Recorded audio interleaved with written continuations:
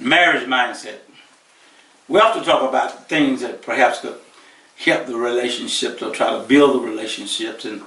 And during this time, this is the time of year that for whatever reason, look like a lot of complications sometimes comes into our relationships. But just for a moment, I just want to talk to you about relationships. And when I look at a relationship, I think about an insurance company. Yeah. And just go with me just for a few minutes here. An insurance company. Well, what do you do with an insurance company? And I want to just kind of parallel this thing to marriage. Well, first thing I want to do is look for a good company. You know, I want to look for a good company. So that means that I want to look for the right person, because I want the company that I can deal with, that I can talk with. Which one's got the best service for me? So when I look for a spouse, I'm looking for a person that's going to fit me. Just like I'm looking for this insurance company that's going to really fit me. Now, once I find that and it appeals to me and I like it, then the next thing I want to look at is the policy. You know, I want to look at the policy because I want to see what the policy has to offer. That's how I know what the company will have to offer. I want to look at the policy. Well, what are you covering in that policy?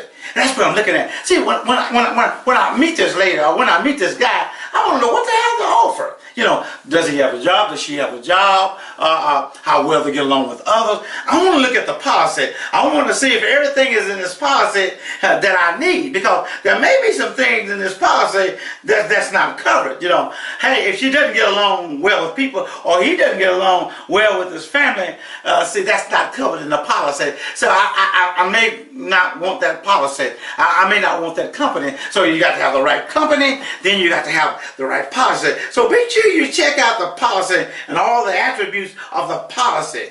And then after the company, after the policy, and then there's the premiums.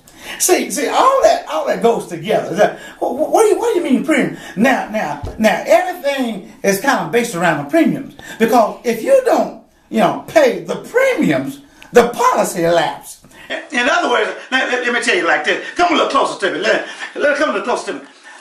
If you don't pay the premiums, the policy lapse. In other words, if you don't put anything into your marriage, the marriage lapse. In other words, it voids the policy. And they will tell you, you don't have any more insurance. What do you mean? You didn't pay your premiums. Yeah, your marriage is falling apart. Why? You're not paying premium. What do you mean? Should I pay my husband or pay my wife? Oh, no. That's not what I'm talking about. I'm talking about you putting into the marriage. You got to put something into it all the time.